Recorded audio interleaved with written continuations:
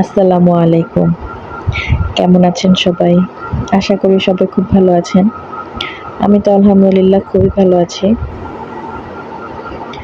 আর এই বাচ্চা, আমার ছেলেটা তো মাশাআল্লাহ সে আরো ভালো আছে মাশাআল্লাহ দিলে।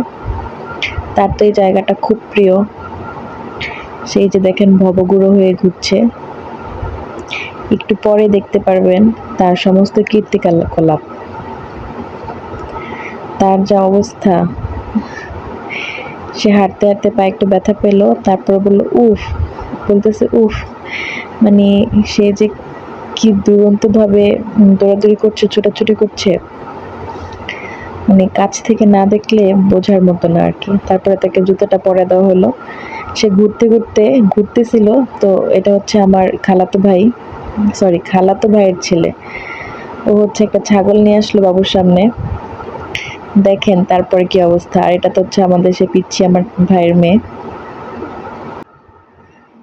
আজকে যা কাণ্ড দেখবেন, সেটা হয়তো বা কোনো সিনেমাকেও হার মানাবে। দেখেন আমার বাচ্চাটার অবস্থা।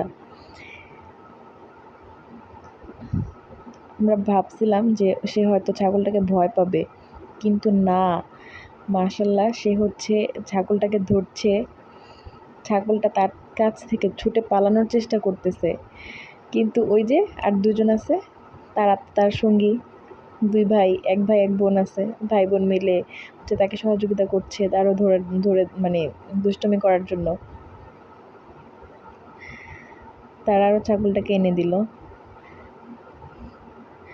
ছাগলটা হয়তো মনে মনে বলছে, ভাই আমারে ছাড়, আমার একটু বাঁচতে দে। এই পর্যায়ে সে বলছিল বাবা ব্যথা দেয়, ছাগল একটু মোড় ঘুরছে, ও বলতেছে বাবা ব্যথা দেয়।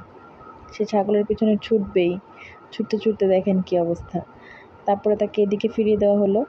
এদিকে এসে দেখে দুই ছাগল একসাথে, তারপর সে ধরবেই, এখন আরেকটাকে ধরছে, ওইটাকে ধরবেই, সে ছাগলটাকে ধরবেই। সে ছাগল নিয়ে খেলা শুরু করেছে মাশাল্লাহ দিলে। ছাগলের পিছনে পিছনে দৌড়। ছাগল তার কাছ থেকে পালিয়ে বাঁচতে চায়, কিন্তু সে তো বাঁচতে দিবে না। তার কথা হচ্ছে তুই কই যাবি, আমি তোর পিছনে পিছনেই যাব। এখন তো আর যে সে যেতে পারছে না, আটকে গেল। দেখেন তার কি বুদ্ধি মাশাল্লাহ, সে নিচু হয়ে গেছে, সে তারপর যাবে, ছাগলটাকে ধরবেই। এবং ছাগলটা তাকে ঠেলা দিয়ে ফেলে দিল,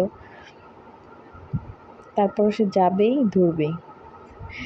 যাই হোক, ও এগুলোই করতেছে বাড়িতে আসার পর থেকে, মানে এক এক দিন এক এক কাণ্ড কারখানা। আপনারা অবশ্যই যদি আমাদের ভিডিওটা ভালো লেগে থাকে, অবশ্যই লাইক, কমেন্ট এবং সাবস্ক্রাইব করে দিয়ে যাবেন চ্যানেলটা। আল্লাহ হাফেজ সবাইকে।